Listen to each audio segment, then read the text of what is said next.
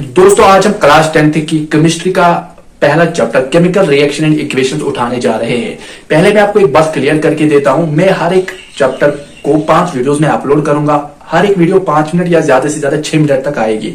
इसका मतलब ये नहीं है मैं कुछ पॉइंट्स मिस करूंगा, बिल्कुल भी मैं कुछ मिस नहीं करूंगा। मैं आपके एनसीईआरटी क्वेश्चंस भी करवा के दूंगा, चैप्टर के अंदर जो क्वेश्चंस होते हैं वो भी मैं करवा के दूंगा, और हम बैलेंस करके पढ़ेंगे। आपके 10th में भी जो आपको बोर्ड्स में हेल्प करेगा, एज वेल एज हम टॉपिक्स वो भी कवर करेंगे जो आपके 11th 12th में पूछे जाते हैं। तो हमारा जो पहला टॉपिक इस चैप्टर का रहेगा that is chemical reaction. What is chemical reaction? देखो चैप्टर का नाम ही है केमिकल रिएक्शन एंड इक्वेशन, तो इसका मतलब ये है कि हम पहले केमिकल रिएक्शन को समझेंगे। केमिकल रिएक्शन क्या होता है? देखो chemical reaction is a bond breaking and bond making process. आपके बॉन्ड ब्रेक और बॉन्ड मेक करने की जो प्रोसेस होती है, बॉन्ड बनते हैं, ओल्ड बॉन्ड टूट जाते हैं और नए बॉन्ड बनते हैं, इसी को हम केमिकल रिएक्शन बोलते हैं। मैं आपको एग्जांपल से समझाता हूं। ये एक रिएक्शन है, ये आपकी रेस्पिरेशन की रिएक्शन है। आपको पता है रेस्पिरेशन में होता है क्या है, ग्लूकोज जब ऑक्सीजन के साथ रिएक्ट करता है तो आपकी एनर्जी रिलीज हो जाती है। ये जो डेल्टा एच है ये रिप्रेजेंट करता है एंथैल्पी, यानी एनर्जी रिलीज हो रही है। तो आपका कार्बन डाइऑक्साइड एंड वाटर बनेगा। अब यहां देखो, इसमें अगर आप देखोगे यहां बॉन्ड्स जो है वो एक टाइप के, जब कार्बन डाइऑक्साइड एंड वाटर बनेगा तो नए बॉन्ड्स फॉर्म होंगे। इसका मतलब ये हो, यहां हमने एक रिएक्टेंट साइड में एनर्जी दी, यहां हमें एनर्जी देनी पड़ती है। एनर्जी देने से बॉन्ड ब्रेक हो गए और यहां नए बॉन्ड फिर बनेंगे। जब कार्बन डाइऑक्साइड एंड वाटर ये प्रोडक्ट फॉर्म हो गए तो यहां नए बॉन्ड बनते, यहां नए बॉन्ड बनते, और आपको पता है ये प्रोडक्ट बनते तो एनर्जी रिलीज हो जाती है। तो कहना मेरा यही है कि केमिकल रिएक्शन में ओल्ड बॉन्ड ब्रेक होते और नए बॉन्ड फॉर्म होते हैं।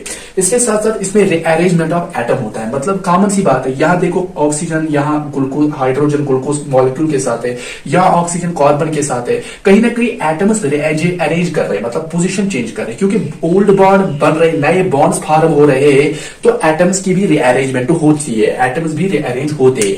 और सबसे इंपॉर्टेंट जो पॉइंट केमिकल रिएक्शन में आता है वो है न्यूक्लियस कांस्टेंट रहेगा। जैसे मानो मेरा ये एटम है, ऑक्सीजन का मानो मेरा एटम है, ये आपको पता है ये न्यूक्लियस होता है जिसमें प्रोटॉन प्लस न्यूट्रॉन होता है। अब इसके इर्द गिर्द जो शेल्स होते हैं जिसमें आपके इलेक्ट्रॉन्स रिवॉल्व करते हैं इस न्यूक्लियस के इर्द गिर्द, ये ही चेंज होता है केमिकल रिएक्शन में, इसी में चेंज आती है। एक्स्ट्रा न्यूक्लियर पार्ट में चेंज आती है। न्यूक्लियस आपका कांस्टेंट रहता है, न्यूक्लियस में किसी भी तरह की चेंज नहीं आती, न्यूक्लियस हमेशा कांस्टेंट रहेगा। और सबसे इंपॉर्टेंट चीज है no new atoms are former. आपके नए एटम्स केमिकल रिएक्शन में फॉर्म नहीं होते। जैसे ये आपकी केमिकल रिएक्शन है, C6 ग्लूकोज ऑक्सीजन है, आपके कार्बन डाइऑक्साइड एंड वाटर बन रहे हैं। रिएक्टेंट साइड में जिन एटम्स ने पार्टिसिपेट करा वही आपके प्रोडक्ट साइड में ही आपको देखने को मिलेंगे।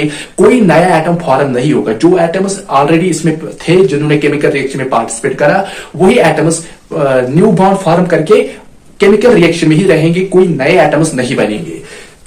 अब देखो यहां पर मैं वो दो टर्म्स है, एक्सोथर्मिक एंड एंडोथर्मिक, इन दो टर्म्स को भी हम समझेंगे। एक्सोथर्मिक में होता है क्या है, एनर्जी रिलीज होती है। जो भी केमिकल रिएक्शंस एनर्जी रिलीज करते हैं तो उन्हें एक्सोथर्मिक बोला जाएगा। जैसे अभी मैंने बोला रेस्पिरेशन होती है जब हम ऑक्सीजन लेते हैं अंदर, ऑक्सीजन और ग्लूकोज इन जब रिएक्ट करेंगे तो होता क्या है, एनर्जी उस समय रिलीज हो जाती है। एनर्जी जो रिलीज होती है that is exothermic. And endothermic में एनर्जी एब्जॉर्ब होती है। जैसे फोटोसिंथेसिस में क्या होता है, प्लांट्स में आपके कार्बन डाइऑक्साइड प्लस वाटर आता है, वो in presence of sunlight react करते हैं। तो इन प्रेजेंस ऑफ सनलाइट मतलब कि वो सन एनर्जी ले रहे, लाइट एनर्जी को ले रहे हैं, और जहां वो अपने अंदर एनर्जी एब्जॉर्ब करेंगे तो हमें पता है that is endothermic reaction.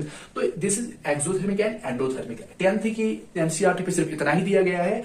Chemical reaction क्या है, एक्सोथर्मिक एंडोथर्मिक, ये भी हमने समझा। अब अगले वीडियो में हम समझेंगे कैरेक्टरिस्टिक्स ऑफ केमिकल रिएक्शन, यानी आप केमिकल रिएक्शन जो हो गई अब उसको आइडेंटिफाई करना होता है। उसको हमें देखना है कि यार ये केमिकल रिएक्शन जो हुई है हमको कैसे पता चले कि केमिकल रिएक्शन हुई है। उसके लिए हम अलग वीडियो लाएंगे, वहां पर मैं आपको पूरा समझाऊंगा। होप तब तक के लिए वेट करें।